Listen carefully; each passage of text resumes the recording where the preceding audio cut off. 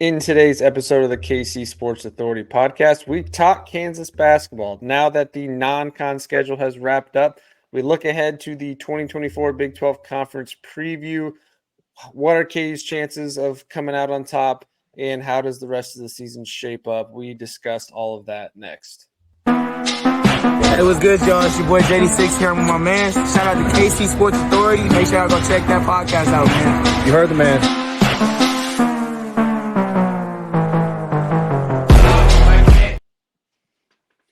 And welcome into the KC Sports Authority podcast. I'm your host, Keegan Russell, with JB and Spencer as always. And before we get going, just real quick, you can find the podcast over on Spotify and on YouTube. If you're watching here on YouTube, quickly hit that subscribe button for us. We would appreciate that. On our way to 300, we're getting really, really close to 300, and then it's just all uphill from there. So thank you to those of you that have subscribed so far and are continue to follow along with us. We appreciate it. You can also hit us up on Twitter, Facebook, Instagram, and TikTok at KCSA Pod below. And then stay tuned for an announcement coming soon. I mentioned in one of the last previous episodes, we do have merch.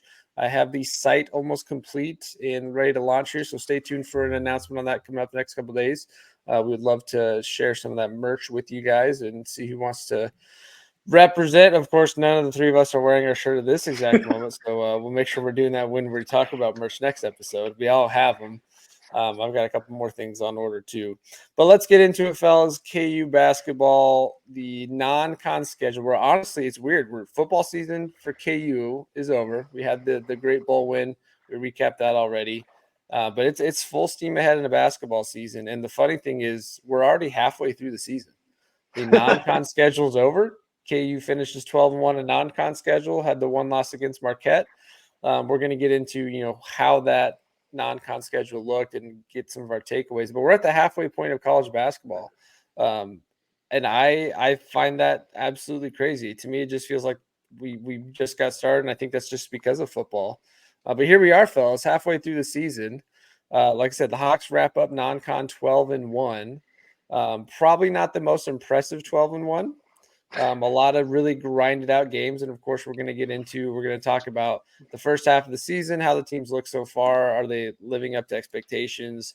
We're going to talk about the big question marks. Coming into the season, it was 3-point shooting and bench production. So we'll talk about that. Have a little discussion on Kevin McCullar versus Hunter Dickinson for Big 12 Player of the Year, First Team All-American, and National Player of the Year conversation, because they're both playing at that level, and Kevin maybe a little more so, which we'll get into. And then we're going to also preview some of the Big 12 basketball conference season.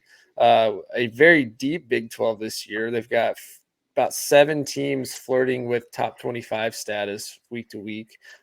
Pretty deep, so we'll get into that. But guys, let's just start with this. Spencer, I'll start with you. What are your top takeaways, impressions, or thoughts from the non-con part of the season so far for the Hawks?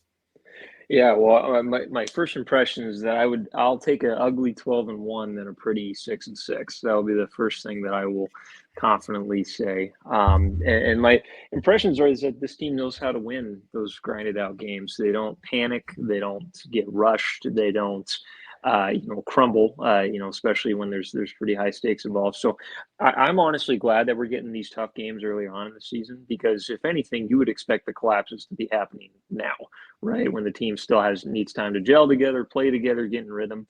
We haven't really seen that, outside of the Marquette game. We haven't really seen that. We've seen some really tough victories at Indiana. And so I'm thoroughly impressed with how that team has handled it. And I think it's unrealistic to expect us to blow out every team by, 20, 30 points. Outside of that, I would say our depth is proving to be a bigger concern than we previously thought, because I don't think anyone would have guessed Nick Timberlake shooting 32% from the field to start this season. So that is a bigger concern. But I think the last takeaway is that we have 2 guys that are borderline top 5 players in the entire country. So I think we're pretty fortunate for that, regardless of the bench play and stuff like that. But overall, I think every KU fan should be pretty excited with the way the season started so far. Yeah, JB, your thoughts? Yeah, Spencer, you're right on the money. We're looking at this team that has faced some early adversity, but we've definitely proven that we can come together. And I think a lot of that is mainly because of Bill Self. Guys, we've known it for a long time, but a lot of people don't really realize this. It seems odd to me, but we have the best coach in college basketball. Absolutely. I there's no debate. There really isn't. But there's going to be naysayers, and there's going to be people that look at Bill Self's postseason record, which I think is a lot better than people are giving him credit for. This team is thin. We don't have a lot of depth, but Bill Self is making the most out of it, out of what we have, and all the former players. They joke about how funny it is when Kansas fans are worried about a team's depth when everybody really does know that Bill Self will limit his rotation no matter what kind of team you have. So we've talked about that at length, and it's proving to be true. It's like death, taxes. KU's good at basketball. Okay, we have no reason to panic after the first 13 games of the season. Moving into Big 12 play, I'm very happy, very confident that we can continue our dominant stretch.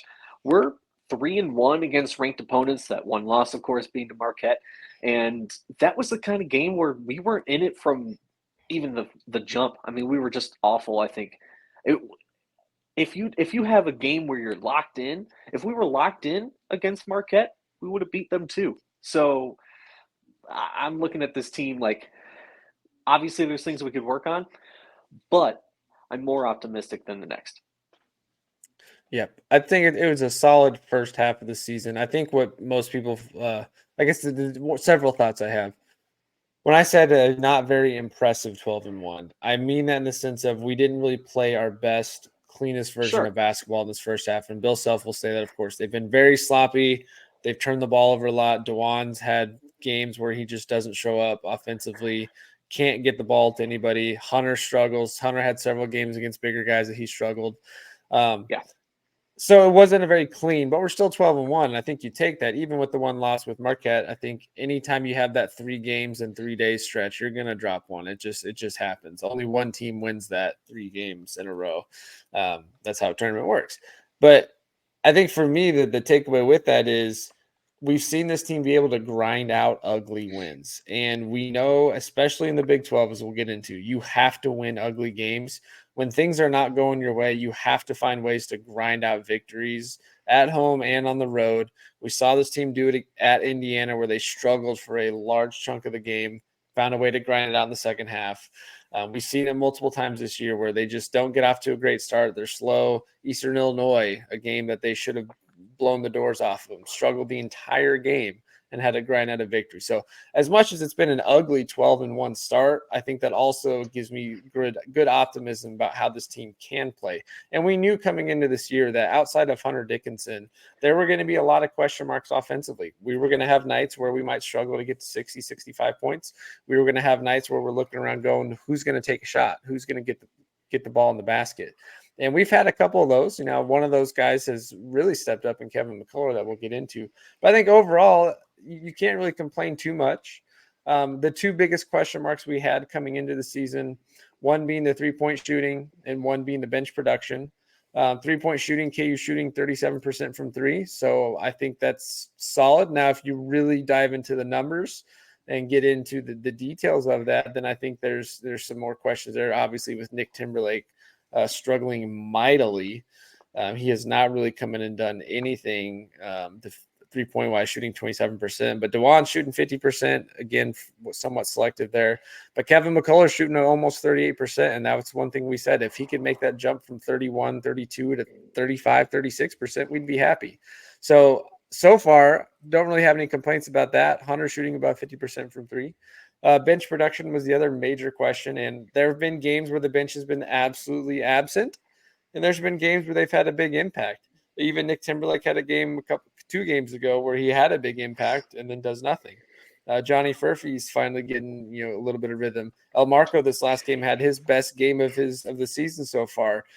Bench production, if you look at it as a whole, and this is including some of the walk-ons getting playing time here and there, the bench is averaging about 15 points a game. Honestly, I'm okay with that. And we'll get into this here as we get to Big 12 play. bench production has not been great, but this is not a team that necessarily, in my opinion, needs 20, 25 points a night from the bench. If you're getting 50 a night from Kevin, Hunter, and KJ, you just need another 15 to 20 points. And that's two other guys in your starting lineup that can impact that, plus your bench. So I'm not that down on bench production. I think we just need to figure out who's going to be the guy when Kevin's not going and Hunter's not going. Of course, it's been KJ for the most part, but can El Marco kind of step up like he did in this last game and look to get his shot? Is DeJuan going to take over a game offensively when he needs to? Can Johnny Furphy hit down open shots? Can Nick Timberlake just find some freaking rhythm? Some of that's on him. Some of that's on the coaching to figure out how to scheme up some looks for him. But the guys just got to get some rhythm. So overall, I feel pretty good with it. The big question I want to kind of shift gears to before Big 12 play with you guys is let's talk about the return of Kevin McCullar. We sat here months ago when he announced it, wasn't expecting it. Super thrilled he came back, and we all had the conversation on can he take that next step? Can he have the Ochai jump? Can he have the Jalen Wilson jump? And he has done that and some. He has 2 triple doubles on the year, which we've talked about before. He's averaging near close to a double-double. He's leading the team in scoring at 20 points, 20.4 points, shooting 37% from 3, 50% from the field, and 85% from the free throw line, while still averaging almost 7 rebounds, 4.5 assists, 1.5 steals a game. Kevin McCullar has been, in my opinion, not only an All-American first team candidate, but he might be outplaying Hunter Dickinson for not just Big 12 Player of the Year, but also National Player of the Year. So I want to get into that with you guys. Any way you want to take it, if you want to do the comparison, if you want to just speak for Kevin, speak for Hunter. JB, let's start with you. Where do you want to go with that? Man, I don't know who took over Kevin McCullar's body and just turned him into a National Player of the Year, but that is who that man is. I'm telling you, he is better than Hunter Dickinson right now. I'll say that right now. He's better, and boy, I gotta tell you, I was wrong. I did not see it coming. You know, we talked about, is he going to make the Ochai leap and the Jalen Wilson leap? I didn't think he could. I wasn't trying to be down on the guy, but like I just didn't really see it. I think Jalen Wilson held him back. I think he, last year he probably was capable of this. Either that, or he just did an incredible amount of work over the summer. His free throw shot is fixed all of a sudden. He's had multiple games, and he goes to the line a lot. Yeah, that Indiana game, man, he had 12 of 14 from the free throw line or something ridiculous like that. Yeah, it's insane. And he's improved that shot. He has improved his three tremendously, like you said. And I don't think we even have 7 or 8 wins without Kevin McCullar. That being said, Hunter Dickinson still as dominant as he is, but yeah, you mentioned he's struggled against guys that were his size, and it's funny enough, we have put a guy who's smaller than him in KJ Adams in the place of guarding those big men that just skyrocket over you in size. But because of KJ's athleticism and his that dog in him that just can overtake a game in the post, we've somehow found some rhythm. So that's really fun. I'm pleasantly surprised. I'm humbled that I was wrong about Kevin McCullar leading up to this season. And man, I legitimately believe he is going to be one of the 5 finalists along with Hunter Dickinson at the end of the year for National Player of the Year. Spencer, where does Kevin rank for you right now as far as National Player of the Year conversation? Well, I certainly think I would say top 3 in the country. It would be very hard for me to figure out or to think of 5 players that give what he gives you on a night in, night out basis. And before I completely just gush about Kevin for 10 minutes, I do want to give Hunter his props, because I feel like in Kevin's surprise leap, we're kind of getting lost on the fact that we have a center that's averaging a double-double and shooting 60, 70, 50 splits on 25 3-point attempts. It's not like he's just taking one a game and is averaging a steal and a block a game. So Hunter is just an absolute monster offensively. And I think his consistency, are there times where he struggles on defense? Sure. Are there times where he struggles with guys his size? Sure. But Hunter's played fantastic. I think he's meeting and or exceeding all expectations that we should have had from him. That being said, Kevin is a 20-point scorer who is multifaceted. So he's playmaking. He's averaging 5 assists a game. He's doing well on the boards. And he's still an elite defender. And he's at, like you said, almost 50% from the field, 85 from the line, and 37 from 3. And it's not, part of me would think, okay, we had lost our biggest offensive weapon from last year, right? In Jalen Wilson. We lost a lot of production on offense. Part of me would just say, you know what? It's because he's got more volume, right? It's because he's got higher opportunity, but he's efficient. He's playing efficiently too. That's the crazy part. I mean, this jump is just so surprising because he really did struggle offensively at times last year. And a lot of his points were in transition. A lot of his points were, not necessarily created by him. And so you're just seeing this guy go out and get his own buckets, which is crazy. And he's hitting big shots. He's hitting threes in big moments, high pressured threes. So I think this jump is the leap he's taken offensively is just, it needs to be studied. I don't know what he did this offseason. Yeah, he has definitely more opportunity with Jalen off the team, but he's playing with a guy in Hunter that is putting up almost 20 points a game too. And he's still putting up these numbers. And he's a top 5 defender in the country. To me, this is one of probably the best starts to a season I've ever seen. And if he continues this play, it's going to be one of the best individual seasons we've ever seen because of how elite he is on both sides of the ball.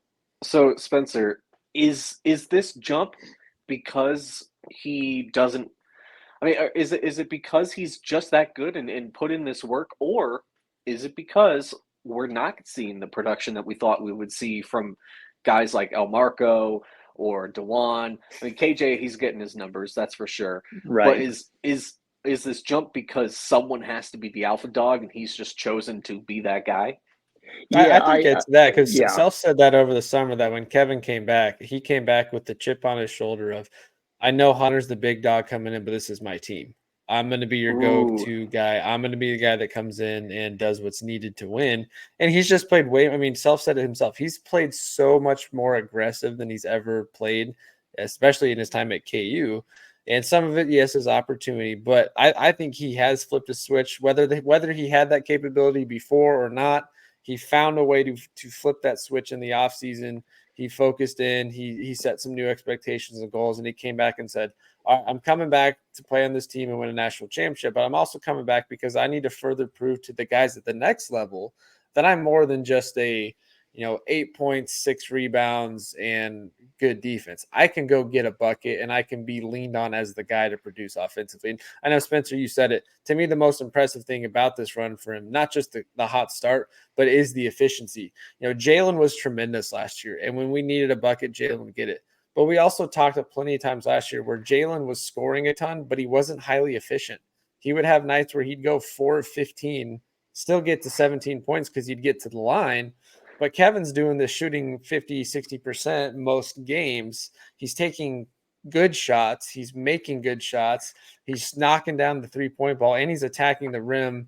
And no offense to Jalen, but Kevin's got a little bit more of a jump with his giddy up there. He can get to the rim a little quicker. But yeah, I think that's why, to me, he's got the edge over Hunter so far on the season. And it's not to downplay anything Hunter's done.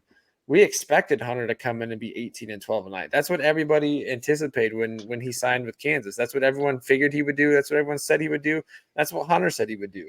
So I think for Hunter, he's still doing what he's supposed to be doing, but no one expected Kevin to be 20 and 7 and 4.5, shooting almost 40% from 3. That was not the expectation. We thought, he might make the leap from 10, 11 points a game to 13 to 15. But the jump he's made now is that Frank Mason junior year to senior year where he's just, boom, I'm the guy who's going to be the scorer. And I guess the question then down the stretch is how sustainable is it? That's been the big question mark, I think, on him his whole career, especially at the next level, is the scouts want to see, all right, you're capable of doing this, but are you going to be consistent and is it sustainable? And that's why I think early on, the first 3 weeks of the season, he wasn't getting enough attention or love from a national perspective.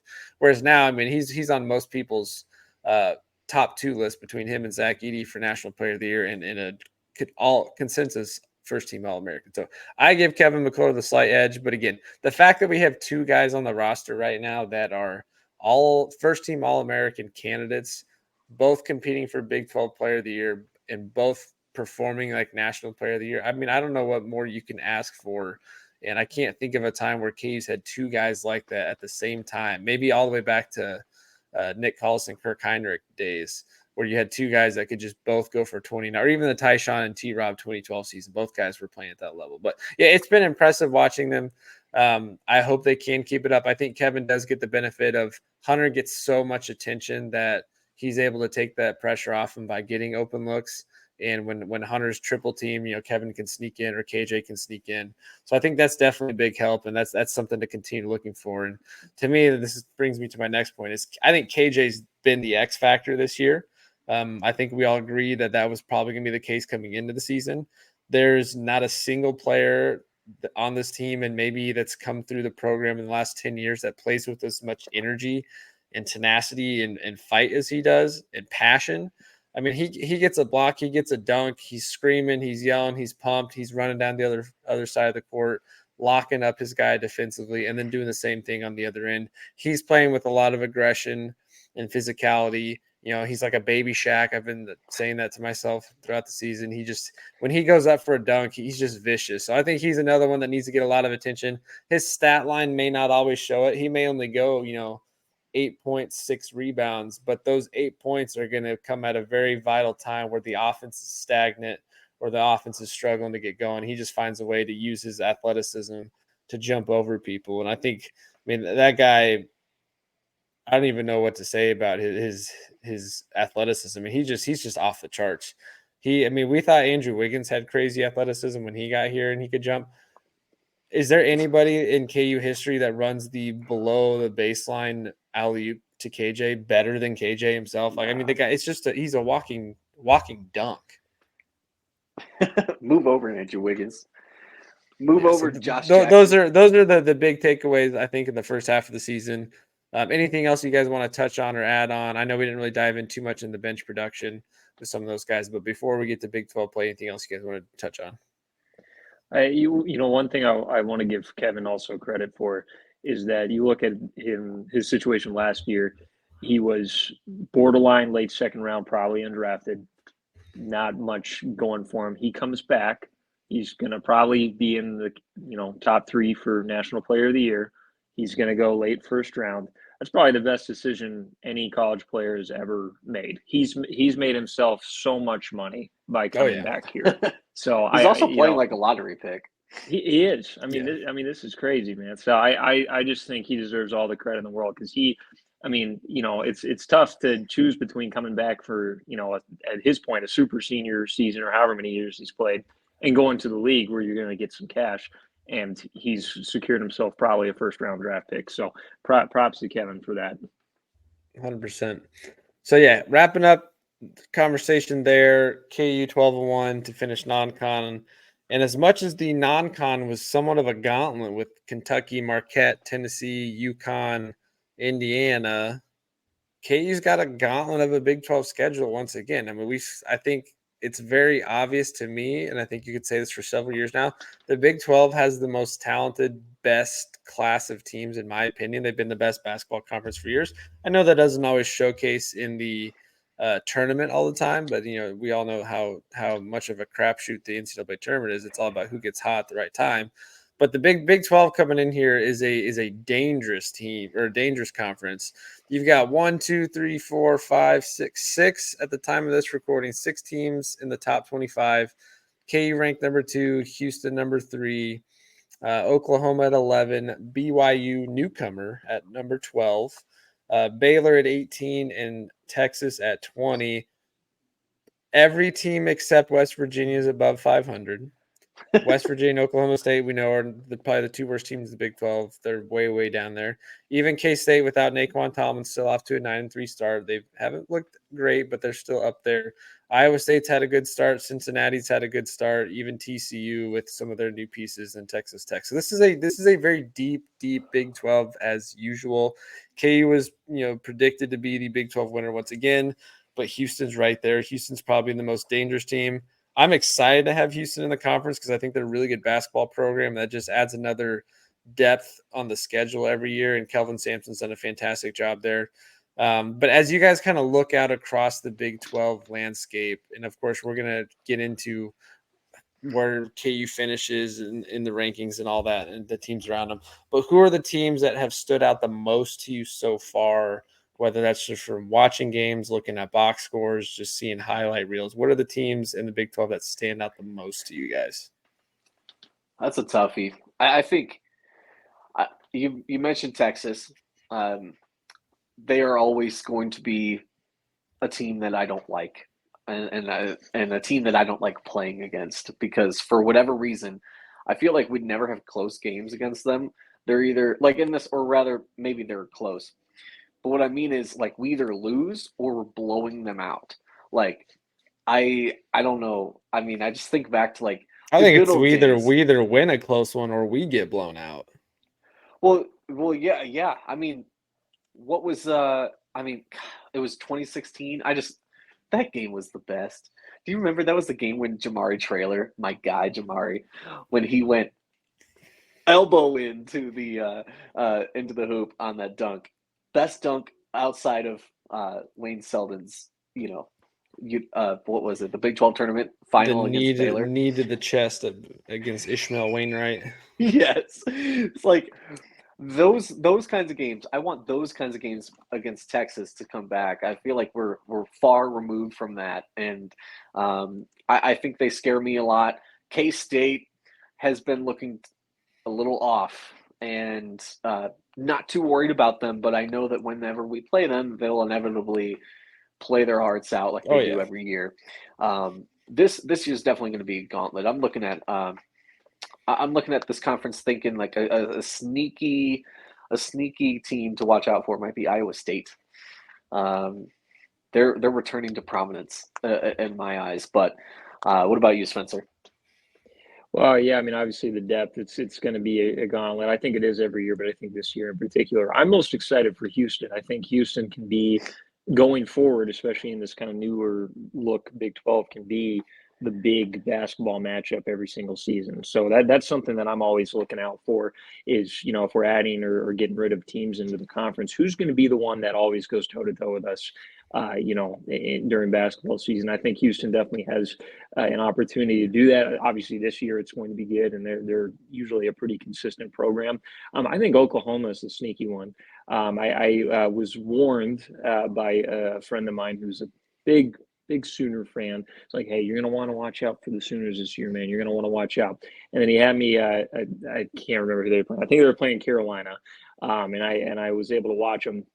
And he's told me in particular, watch Javion McCullar. And I got to tell you, Javion McCullum's a baller. He's averaging 15 points on the season. He's a really, really good player. That Oklahoma team does have some guys that can play on that team. So it's something to take a look at. And I could see us easily overlooking sort of the middle to high teams when we're looking at Houston, we're looking at Texas, and then a team like Iowa State, team like Oklahoma will beat us in Allen Fieldhouse. It happens like almost every season, I swear. And it's it's the the one where Marcus Smart does backflips in the Allen Fieldhouse. Those are always the games that get us. So there's a lot to look forward to. I think Kansas State.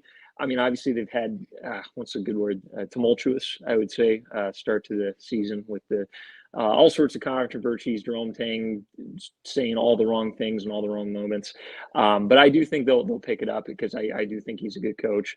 And I think they have players on their team that they can have a good season. And even if Kansas State is 1-12, they're always going to be someone that plays us tough when we play them, just because they know who we are and what this rivalry means. So overall, I would definitely expect to come out with a couple losses. I think that's unavoidable, and I don't think anyone should panic if we drop a couple in the Big 12. I don't think anyone should panic if we don't win the Big 12 regular season. I really don't, because I think it's just going to be about how well this team plays, how our players develop during the schedule.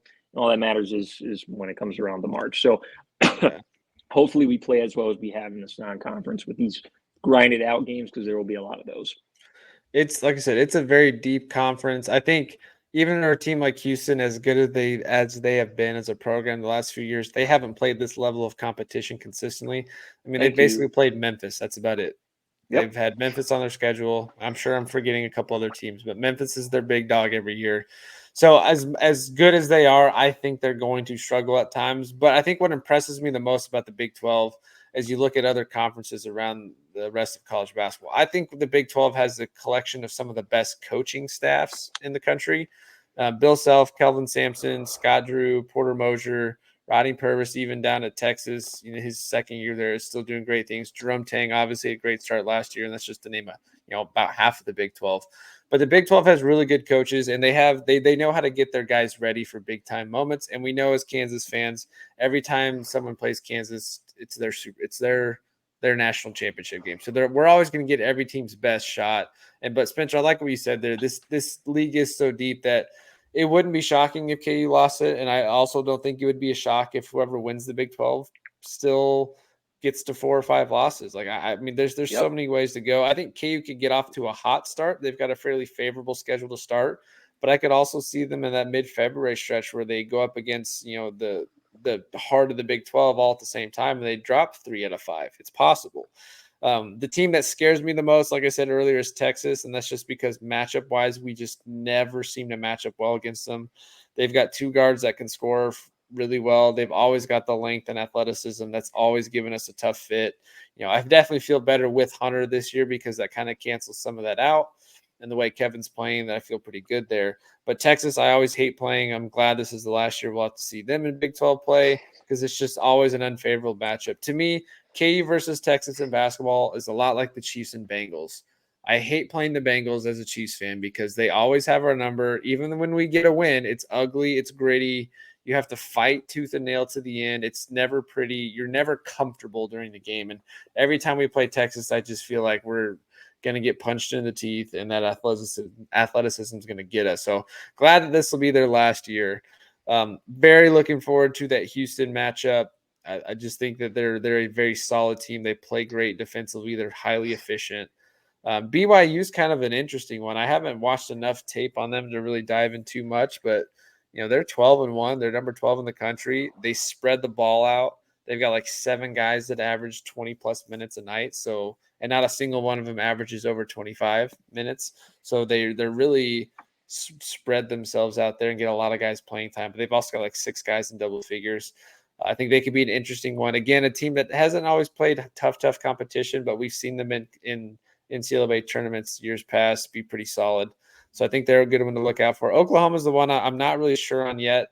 I think as we get into Big 12 play, we'll maybe find out more about them. Baylor, again, they're always tough.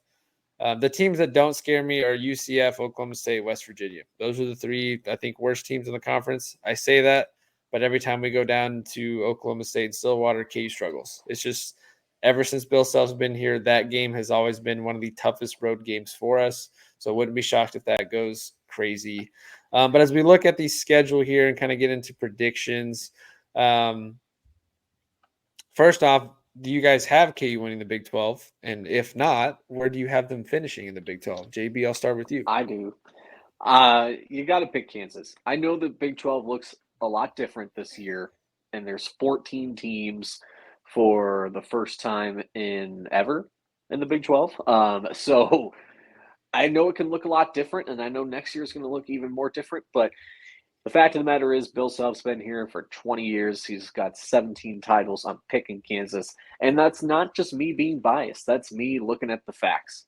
And so I'm trying to pick Kansas. We were preseason number 1 for a reason I didn't really agree with, but I thought we would more deserving of maybe 2 or 3 in the preseason for like national, for the AP preseason of the preseason poll. But looking into this upcoming Big 12 race. I'm thinking a 4-loss kind of season, and I think KU takes it. Can I put like an asterisk next to mine? Is that allowed? Yeah. Sure. Okay. These are only predictions. Whether we're right or wrong, they're only predictions. Is it barring any injury? Well, can I put 2 asterisks next to mine?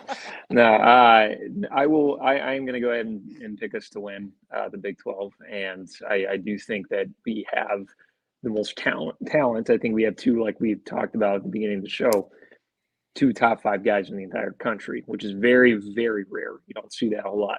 My asterisk is if we play exactly how we're playing right now, the rest of the season, we're not going to win the Big 12 because we cannot have every other guy outside of McCullar, outside of Dickinson, outside of KJ, and outside of Dewan, offensive prowess.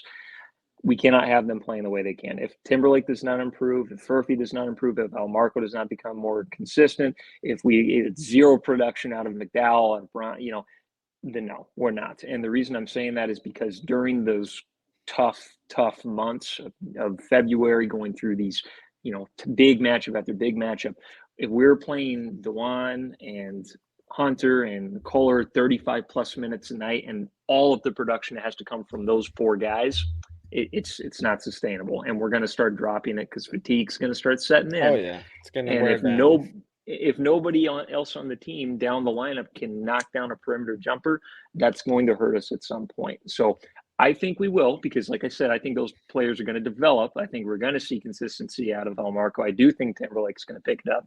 But if we don't, given how tough it is this year, it would be very hard and challenging to do so. Yeah, I think this might be one of the toughest gauntlets of a Big 12 schedule. I do, as I look at KU's schedule up and down, I wouldn't say it's super favorable, but I like how it's decently spread out. Yes, you end up at Houston at the end of the year, but right before that you have K-State at home, and right before that you're on the road at Baylor. So the end of the year you've got at Oklahoma, a week later home against Texas, 3 days later home against BYU, at Baylor, and then home against K-State, and then at Houston. So I think the home away matchups are decently spread out. They've got 2 back-to-back road games, Oklahoma State and West Virginia here in about 2 weeks. And then in February, they're at Texas Tech and at Oklahoma. I think that at Oklahoma will be tough. So I feel pretty decent with this schedule. I think I kind of look at it in 3 chunks. I think KU needs to start off 1, 2, 3, at least 6-1 in their first 7 through Cincinnati. 1, 2, 3, 4, 5, 6. I'm sorry, 5-1 through Cincinnati, and then you've got at Iowa State, home against Oklahoma State, home against Houston, and at K-State, and then I think the final 6-game stretch. So I don't know. You can divide it up any way you want, but I think this year is a Big 12 where minimum 13 wins gets it, but I wouldn't be shocked if this is a year where the Big 12 just beats up on each other, which I hate from a national perspective, because then like, oh, the Big 12 is not that good. Look at all these teams losing. But if we're all, sitting between 11-7, 13-5 kind of range, somewhere in there, I think that speaks volumes to what the Big 12 has. So I think it's going to be a tough test, but Spencer, I completely agree with you. If you can only grind out so many games, and we saw this last year when KU did not have the ability to create offense when Jalen wasn't going, and so they couldn't grind out victories. Even if KJ was going for 16 or 18 and the only guy making things happen, it was not enough against these teams that had more weapons and could shoot the ball better. Now, that being said, KU, I think, has the pieces to run the table and has all the right guys. It's just a matter of consistency. And that's where I think the schedule can play into their favor. But yeah, if we're in these grinded out games all the time, like you said, where they're playing heavy minutes, those are going to be some tired legs come late February. And I could easily see us dropping 3 out of 5 at the end of the year because we're tired and struggling. I hope that's not the case, and I don't expect that to be the case. But I guess what I'm saying is this is a tough conference. It's going to be a good conference. One I still think KU is capable of winning. and should come out on top of. But this might be one of their tougher tests. Typically, it's, there's always 3 teams at the top. I think this is a year where outside of KU, Houston, let's say, is the top 2, 3 through 7, 3 through 8 are all pretty impressive. And even like you said, Iowa State's a team that they always play Big 12 very well and could work their way up the system. So I think it's going to be deep conference again. I would say out of the 14 teams, I would not be shocked if 8 or 9 make it into the tournament, which is really solid, having over half the conference. Like I said, really there's only maybe 4 teams, and K-State's kind of a question mark, in Texas Tech just because it's so early in the season. But very, very solid matchup. Well, I guess which game on the schedule, if you guys had to pinpoint, what do you think is the toughest game on the schedule, or the game you're least looking forward to, or you have the most stress thinking about? Or the other way could be, what is the game on the schedule that screams this is a no-brainer KU win, but it's going to be one that we drop or something stupid happens. Some guy goes 7 of 13 from 3. I can see that happening at BYU, or like with I don't know. BYU is just one of those teams where but they're good. They're a good team. So I don't know if that really counts, because I guess the advantage there is you don't have to play at BYU this year. You have them at home. Yeah, it's a home. I would be, gosh, I would hate it if we dropped that home game to BYU. I'm just looking forward to playing Houston. Honestly, that's what I'm circling. Houston, because we got snubbed in the tournament. That still pisses us off. Oh man, I mean, we should have had the Midwest. I could not believe it. And Houston, with their cupcake schedule, it is no more. I want Houston to see the gauntlet, and I'm not saying they're going to be bad, but I just can't wait to play them. I might eat my words. I hope I don't, but I can't wait to play those fools, man. Yeah, the two, I'll give you my 2 biggest concerns. In Manhattan, February 5th. It's 2 days after our first matchup with Houston. And sandwiched between Baylor. Exactly. So that's, as much as it pains me to say it, that's a dangerous game. So we can say what we want about the Wildcats, but when we come into town, they don't have any issues filling seats and playing well at home. So that's my first one. And then the second one is at Baylor, March 2nd. I think that's going to be that down the season stretch. Baylor always plays us well at home. They have a really good team this year. And I could just see that being one of those. It's an earlier day game. Yeah. Noon. Oh, we're 1 for 12 to start the game when we're down 15 points and we can't catch up because no one can hit a 3. So I don't know. I'm trying to be more optimistic this year, but those are definitely 2 games that I'm worried about. Now, in terms of excitement, I'm kind of with JB. I do want to see our matchups with Houston. I think that's going to be good. And then February 17th at Oklahoma. Again, they were kind of my sleeper team in the Big 12. I think that one's going to be a pretty good game as well. Yeah, I'm good with those. I think my first gotcha game potentially is that Oklahoma State game. 4th game of the Big 12 play right after Oklahoma. You're also then going to at West Virginia, so you got back-to-back road games. Again, we always play so tough there. It's always a struggle. The lid never comes off the basket. You have to grind out 35 free throws to get out of there with a win. That's my first one that has me concerned that we play down to our opponent per se. Obviously, a Houston game the most exciting. I think for me, as I keep looking at it, that towards the end of the year, you go at Oklahoma, home against Texas, at BYU. I'm sorry, home against BYU and at Baylor. You've got 4 games in a row with, as things stand, you've got 4 top 25 opponents in back-to-back games. Then K-State and at Houston. And if K-State figures things out and works their way back up, you could be playing 6 ranked opponents in 6 straight games, which is crazy to think about. But yeah, I think it's going to be fun. It's going to be a gauntlet. It's going to be a good time. We're going to be pulling a lot of our hair out. We're going to be stressed. There's going to be a Big 12 game that we drop for no reason. And yes, it's going to be one of those Iowa State, Oklahoma State, a game we shouldn't lose, but probably will. Hunter will get in foul trouble or he'll be struggling. For some reason, that'll be the game Kevin can't score. I guess my question then down the stretch is, who is the guy outside of those three? Who's the guy you trust the most to have the biggest impact down the stretch? And again, I don't think you can say it's DeJuan either. That's a kind of, to me, that's a no-brainer. It needs to be him. But El Marco, Furphy, Brown, McDowell, of those four guys, which of the four needs to have the biggest impact down the stretch? I don't know about needs to have the biggest and Timberlake, impact. sorry. Yeah, well, if he even shows up. My gosh, he's been bad. I shouldn't be that mean about Nicholas Timberlake, man. He'll get it together, right? He'll get it together. The answer is Timberlake, honestly. It really should be. I'm a little bit more excited though to see how much we use Jamari McDowell, especially when we need some defense. We've plugged him into lineups a little bit early.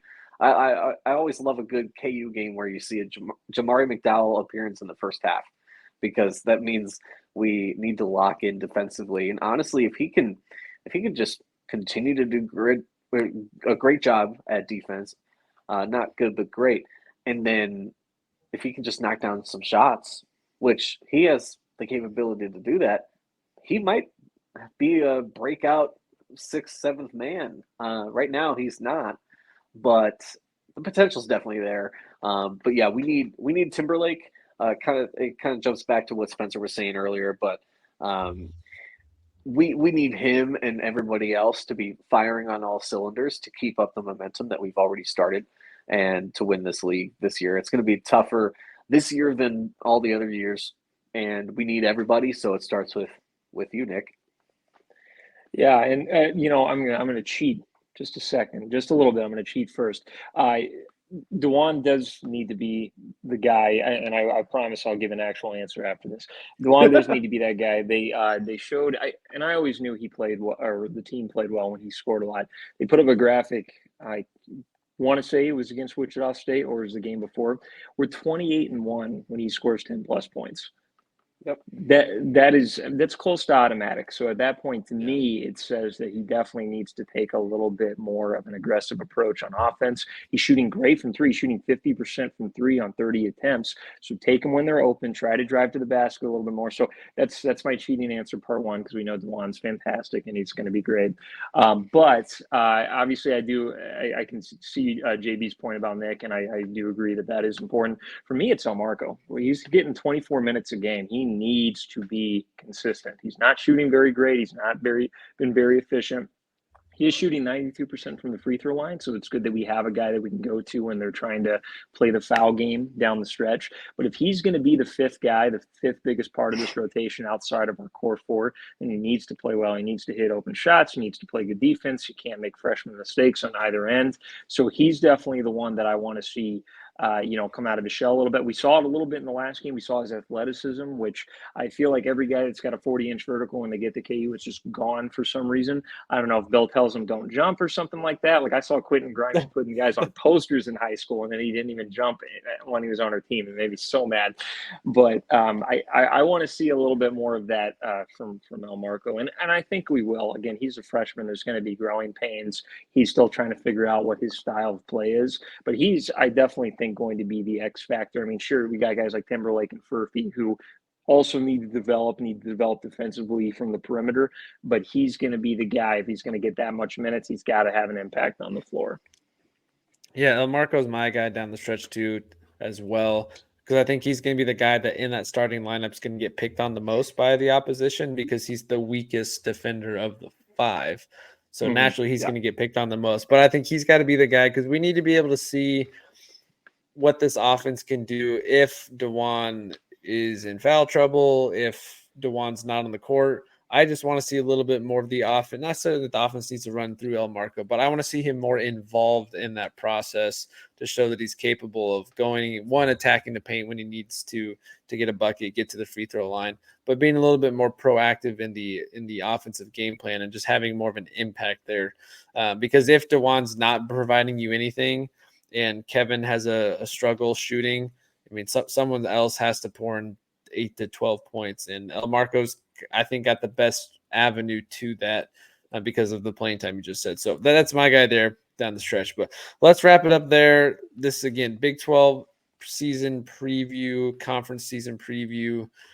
KU's got a gauntlet again of a schedule. They're number 2 in the country. They're top of the Big 12 projections going into it. They got a big test coming in this stretch. First game this weekend against TCU at home, which I'm also excited about because I'm honestly excited to watch Ernest Uday. I know he's struggled this year and has kind of made some comments about maybe he went a little too early and regrets. And now he's coming off his best game, double this last week, and had like 16 or 17 rebounds or something insane. Okay. So I'm excited to see him back in the Fog, and I hope he gets some love, because he was a guy that we were all high on. So I mean, I kind of hope he actually plays decently well, just for his sake. But yeah, TCU this weekend, and then it's off to the races there. So that'll wrap it up for this one. Again, you can check out the podcast over on Spotify. You can follow and like us on there. Give us a 5-star review, rate the podcast. We'd appreciate that. Leave us any comments. Of course, if you're watching over here on YouTube, you can hit that subscribe button right now. On our way to 300, and then from there, we got to get to 500, and you guys have been doing a tremendous job this year helping us out, so we really appreciate everyone who's subscribed so far. Those of you that are new to the show, if this is your first time watching, thank you for checking us out. We hope you come back for future episodes. Again, hit that subscribe button so you don't miss any of our future content. We've got Chiefs, Royals, KU basketball, still some KU football off-season talk that'll be coming. I'm just trying to get into some sports betting, just haven't had enough time to do as many episodes. But you can check all that out here on the podcast. We would appreciate that. And again, those that are looking for some of the merch, stay tuned for some of the announcements on that. That is one example of a shirt. We got shirts, sweaters, sweatshirts, hats. I'm pretty pumped about the hat because I would love one with the logo on it. So that is coming. So stay tuned on all that. You can be up to date on that by following us on Twitter, Facebook, Instagram, and TikTok. We'll be mentioning some of that stuff on there throughout the week. But until then, that will do it for now. Happy New Year to everybody. Welcome to 2024. Our first episode together, 2024. We had the Aftermath episode yesterday, post today. So that was the first official episode of 2024. But this was our first time doing the podcast for 2024. 2024 is going to be a fantastic year for us. I think we have a lot of fun and growth to have this year, a lot of exciting things planned. So don't miss out on any of it. Be sure to check us out. And as always, guys, rock chalk, and we'll catch you in the next episode. Rock chalk. Rock chalk.